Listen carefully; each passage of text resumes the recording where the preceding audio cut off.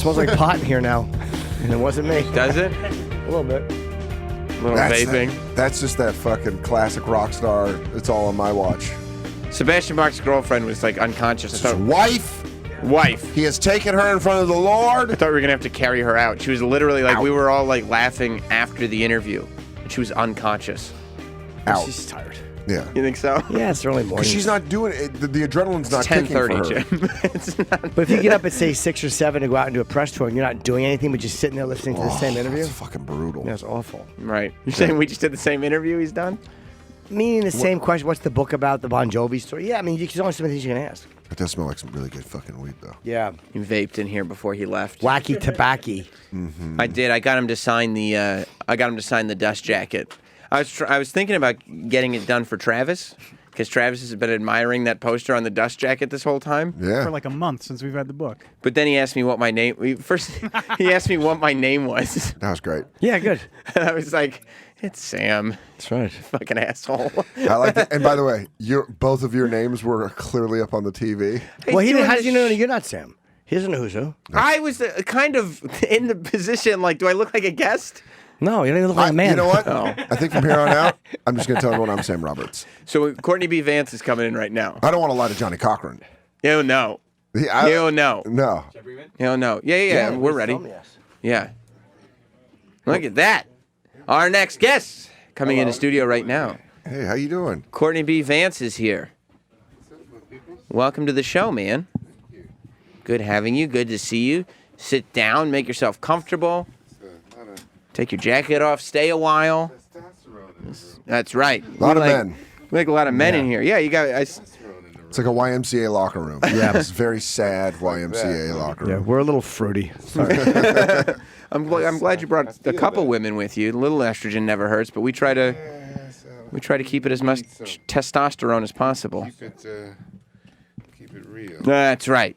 We're keeping it real. So welcome to the show, man. Thank you. Are people pestering you with O.J. Simpson questions now just because you played a character in the story? What's I your have a thought? feeling you gonna ask me a couple. No. Bring it on, baby. No, you were You really good. nailed you. You made me like a guy that I hadn't previously liked that much. You showed him in a different light, and I guess it was well done. I showed you the light Well, yeah, well, the different light, yeah, the light. because he was all about the people. He was, he took care of all kind of levels of folk, and he was. There was a lot of police brutality back in the day, and still is today. And he was really about making sure the people had a voice. He didn't mind the limelight either, though. Hey, doesn't everybody? It made Shapiro look a little weaselly. Who was that? Robert Shapiro. Oh, Shapiro. Well, people. It takes a lot of people. If it wasn't for the people, it'd be a wonderful world. What kind of research did you do to get into that? Did you watch a bunch of like Johnny Cochran interviews? Did you just go off the script? I did, and I read the book that the piece was based on, The Run of His Life, Jeff Toobin's book, and I said because his life was so big, I said I'm not going to look at any footage because it was I was intimidated already. So I made the choice not to, and I said the scripts are great. And I think that, I once I saw myself with the wig on, and I said, I think people will forgive me any nuance I miss if I can just usher them into the stories. So that was the choice I made. I like that what Cuba Gooding did. It was that he didn't seem like he was doing an impression of O.J. It just seemed like he was playing this guy who was in this, and I just found it was really, really well done. It wasn't a bunch of guys doing impressions. Right. I think we all made the choice that the scripts are great. We can this, and so we want to do just enough to let you all enter the story. If we can let you enter the story, then you would forgive us and go, and that's exactly what happened. Do you like playing lawyers? Do you like to argue in life? Because you played a lawyer on Law and Order too. I did, didn't I? Yeah, you did. For quite a long time. Yeah. I guess I do like to debate. I don't know if I like to argue. I don't like. I don't know if anyone likes confrontation, but I don't. Sometimes there's difficult conversations you have to have in life, and I'm not like them, but I want to get them over and done with. So some people just don't like confrontation at all. Yeah. But isn't there something so satisfying about knowing you're about to walk into an argument with somebody and knowing that your argument is like must be unbeatable? That must be a wonderful feeling. You don't know? That happens rarely in my life. Yeah, so when I do feel, but then at the same time you have to, because you know that you can't go in there and gloat. Yeah. So you have to be calm and gentle with the hammering that you're about to lay down. So is there anything that you can't not debate? Like sometimes things will come up and it's like I try not to, and then once in a while something comes up, I'm like, oh, I have to. Are we gonna go here? I'm really gonna go. Is there anything that you just that you can't that every time it just gets you? Yeah, there are topics that I just don't want to debate about, because it opens up a whole other can of worms, and but what are you gonna do? Sometimes you just gotta get in it. Yeah. We were talking earlier about Facebook, about how those debates kind of go off the rail completely, because it's the opposite of having an argument with a person. Because in person, you can kind of know where the argument's going to go, but online, it can just wildfire. That could get very dangerous, because you don't see people's faces and exactly. you don't get the nuance. There's something that you said about confrontation, though. Saying something to a person's face, you actually see how they react to it in real time, and you kind of know the effect you have on them, whereas online, it's just completely... And that's our world that we live in. That my generation is really the last generation that's got a foot in both camps. I did. There was no email or Twitter and all those kind of things back when I was in college. So it was. I still have all my letters that I sent my mom and dad and girlfriends at the time. So it's. I remember standing in line in the dormitory waiting for the phone. Yeah. The one phone in the hallway, and everybody had their 2 minutes, and you had to be very, I love you too, Mom. Just kind of under your breath. I love you too. Okay, bye, Daddy. I love you too. So it's a brave new world now. We talk on the show too about party lines. Do you remember party lines? We had to share a phone number with people downstairs, and a lot of times the phone would ring, and you'd pick it up, and it was for the people downstairs. Wow, that's a whole different world. People don't know that. They don't know 8-tracks. They don't know. They barely know pagers anymore. That was, Oh yeah, beepers. forget about it. The whole wire never would have happened without pagers. Imagine if if it was all cell phones, the wire wouldn't have happened. Right. Yeah, and we were looking at clips of his old apartment, and he had stacks of CDs, even not that long ago. What is that? It was What just is a exactly. CD? What is an just LP? Stacks. It's an LP. What? There is something less romantic, probably, because like you said, you find a box, right, of the old letters that you wrote when you were in college, and you'll read them and be like, wow, I was a different person. Right. Whereas now, like, if I just put my ex-girlfriend's name into my Gmail search, I got all the emails, but it's like, oh, why would I ever look at these? We used to remember everybody's phone number. Now, if you ask somebody what their phone number is, if you lose your phone and you had to call people, we wouldn't know what people's phone numbers are. No way. The mind is a terrible thing. But I think we're using it for other things, though. Like the memory's not getting wasted on phone numbers, and hopefully it's being used for other stuff. Okay, I believe you. Okay. It's like the fun facts that we post on Facebook. That's what the memory's being used for now. But all the great political opinions everybody has. But you don't need it, because usually most devices, like it's weird to see, like in school they don't have to do any type of calculations anymore. It's just you just push a button and you get it. Yeah.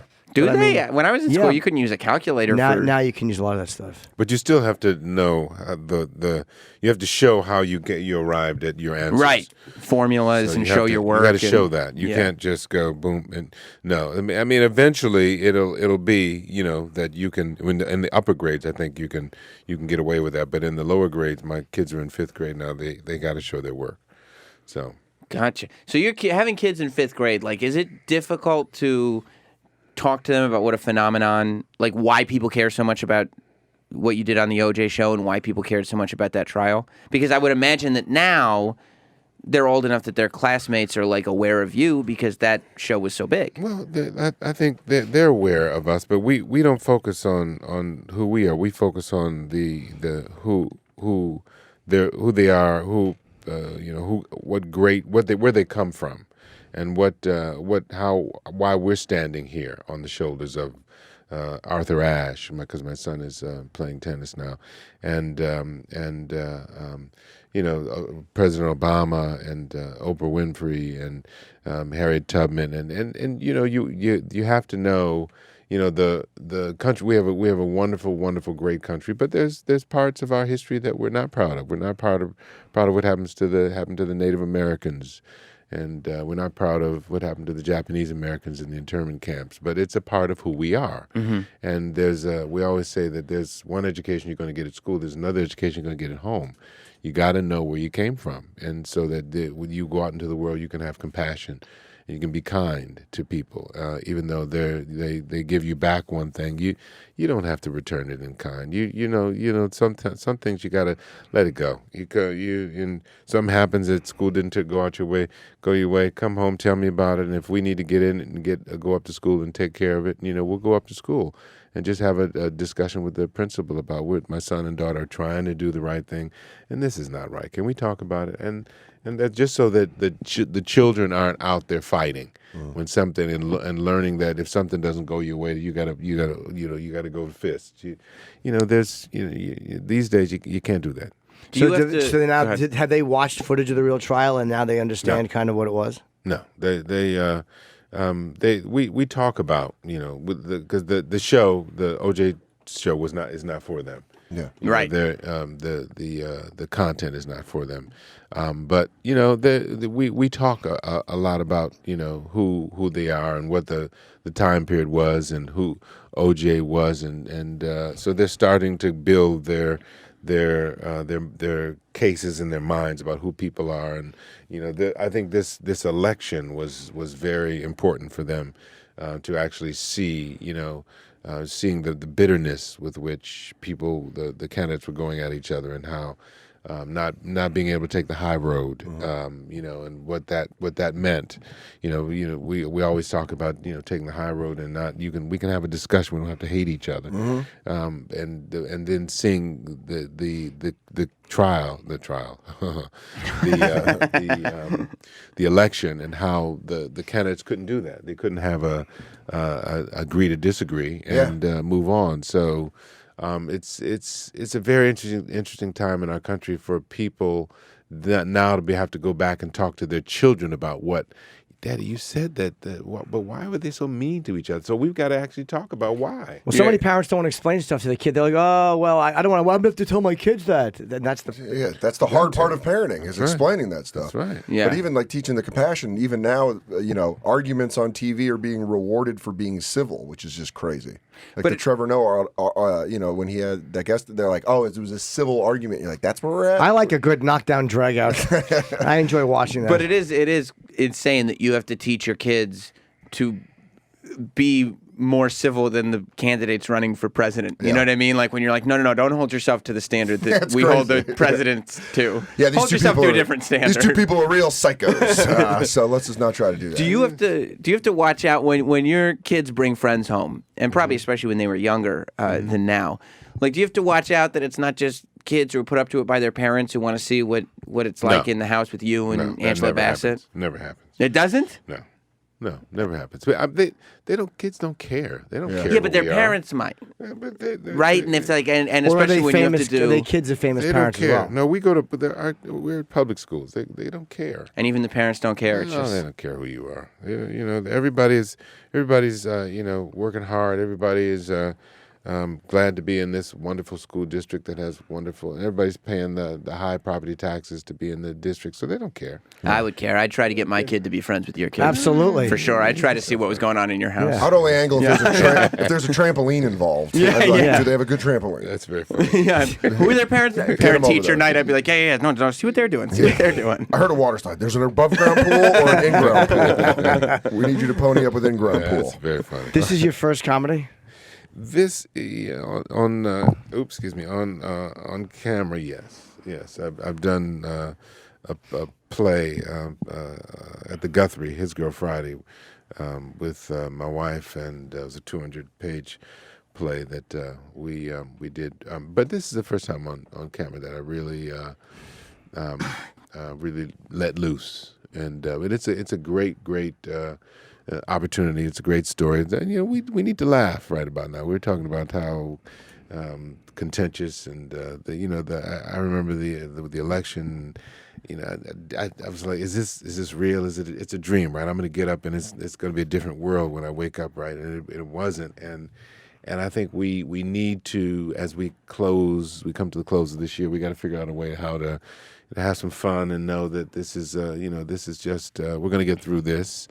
We all going to work together and find our way through it, like we find our way through everything. This country is made, the fabric stretches, but it doesn't tear. So that's what it's time for. Well, had you been offered comedies and turned them down because you didn't like them, or you just hadn't been offered them before? No, I just haven't been offered them before, and this was a wonderful opportunity. They really wanted, because it's a comedy, but comedy for me is situational. Yeah. It's really about this guy who is straight ahead, and this company really is on hard times, and they really need him to be delivered, so that they need his company to save their company, and they're coming to me to please let us partner up with you, please, we need you. And I'm like, I don't really, I'm going to Dell, I don't need you guys. Mm-hmm.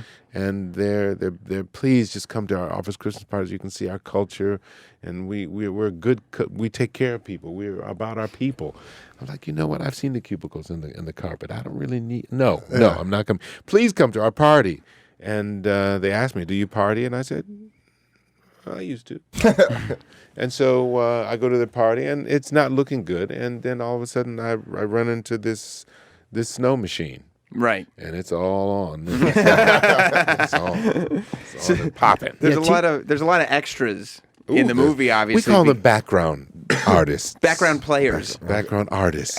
Do they prefer to be called background artists? Background artists. There's a ton of them, though. Because 350 background artists. Because the scene is so big. Does it frustrate you when the background artists start trying to take attention away? Because Dan Soder was telling us a story about watching a guy have to get fired. I watched a background artist get fired.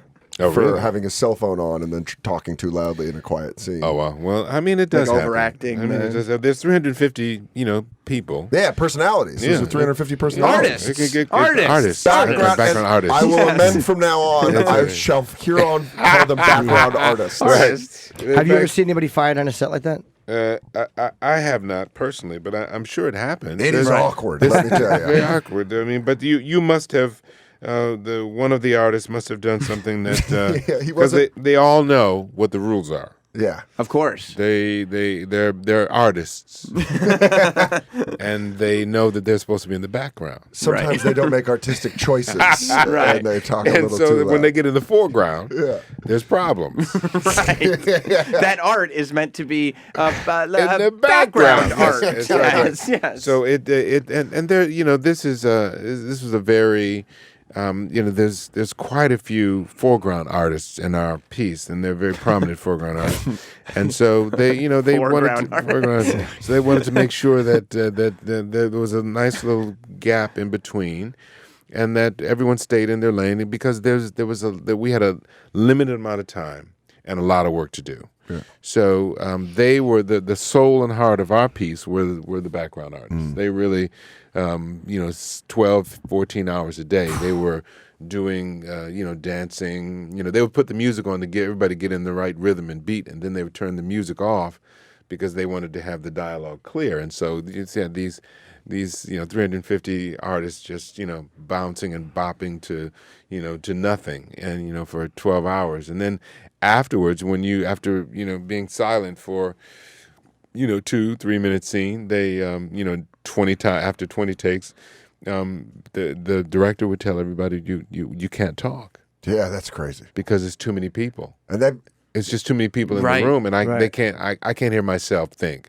So no talking in between setups, and so it was. I mean, they were, and it is not places for them to sit, so they're just kind of for 12 hours. I mean, it's grueling. It's really grueling what they've done and what they did, and they really added so much to our piece, as you'll see. So hats off to our background artists. That's a shitty job. That's a really rough. I mean, there's a lot worse you can be doing. It is a lot worse. It's a lot worse. Yeah, there's worse gigs, but that is a tough thing. Just 12 hours and then not talking for 3 months. Yeah, that's for 3 months. And you can't look at the camera.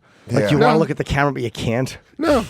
But you don't want to look at the camera. Oh, I do. That's why you're not a background artist. I like to look right into it. Yeah. Cut. We got to fire this background artist. This guy's just staring right. He's making eye contact with the lens. Right down the barrel. Now, Denzel Washington is doing the movie Fences. Yes. Which you were pretty well known for your run when you were doing that, when you were doing the play. Yes. And, you got a ton of credit for it as well. Right. It's very good. It's really fun to watch them. I went and saw their revival of our play, Denzel and Viola, and they we had a really we did the play over a 3-year period and re-rehearsed the play at every city we were in, at Yale, at Chicago, in San Francisco, and in New York. And so we really, by the time we came into New York, we were a really solid, tight family. So, I can't, when someone else does the play and I go see it, I take that into consideration. And it's tough to be able to, in 4 weeks, to try to get to where we all got to in 3 years. So, if a group, when they're doing the play, gets, a series of moments or half of the play, then they've accomplished something great, because it's a really, really tough play to pull together. How do you not get bored doing the same thing every night? Because you really have to you realize that the people that are there, they paid a lot of money and they want to see a great show. So you have to go through the experience every night, and that's how I figured out how to, because the character I played, Corey, has to mourn his father in song every night, and when I was first doing the play, I couldn't figure out how to get there. I would dry up oftentimes, and my director Lloyd Richards came to me and said, "You're dry. What's going on, Courtney?" I said, "I don't know. I haven't figured out how to get there." And then and when I was on Broadway, I started to realize that it's about the play. You got to let yourself go through the play, and because it's a great play, by virtue of going through the play every night, the play will take you there. I had to allow myself to let the play take me to where I needed By to dry go. up, what do you mean? I had to cry. Physically, okay. I had to cry to mourn my father in a song that he taught me, and that this little girl, his daughter, by another woman, his daughter had been taught the same song, and from us doing the song and all the moves that our father taught us both, we came to I came to mourn my father, and so oftentimes I couldn't get there, but once I figured that key out, it became a beautiful, beautiful moment. And today, if I sing the song, I would go, because it's in me. Right. On TV, they a lot of times don't have tears when they cry. I've noticed that too. Like a lot of times you'll see them crying and the face is right, but it's like you're not. It's hard to do it when because in television they move real fast. What's the name of the song? Old Dog Blue. I had a dog. His name was Blue. He's crying. Courtney's crying. Oh, I God, see it. Blubbering. He's crying. So Denzel's directing and starring in this one. It's a film, right? Yeah. In the film adaptation, yeah. Did you reach out to Denzel and go, "Dude, if you're gonna do a movie, I could have done it"? Like, no. You did not. It doesn't work that way. No. Are you going to see it? Yes, I'll see it. Yes, I'll see it. He's a dear friend, and I'm so grateful and happy for him. It's a wonderful moment. Are you going to be in the movie at all? There's no room for you. I don't know how many no people room play. in that movie for me. You don't think that's the type of movie where you're just like, "Hey, cameo, remember me from the thing before?" And it's been done already, so the movie's already done. I can't get in there. So the movie is basically just the play shot. Yeah, well, they opened it up. Yeah, it's a film. It's a film version of the play, right? Yeah. That they've done for, and I think they're going to do the whole series, because August wrote 10 plays over for each decade of the 20th century. So HBO, I believe, is going to do all the different plays. But the first one, which is Fences, is a film. It's great. Well, listen. We have to close. We do have to close, but don't worry about Fences, because in theaters this Friday is Office Christmas Party. Right. T.J. Miller was in here yesterday. Oh, yes. Took over the whole studio, didn't he? Yeah. Force of nature. At least he was well-dressed. Was he very Christmassy? He had a sweater blazer on. Oh, yeah. He's had that blazer on for like 6 years. I love TJ. Yeah, he's but great. Everybody go check out the movie. It's in theaters on Friday. You can follow Courtney B. Vance on Twitter at Courtney B. Vance. Thanks for hanging out, man. Thank you, guys. Dan, do you have any dates or anything? Helium, bam. Helium Comedy Club. I'm going to be there in Philly December 29th through New Year's Eve.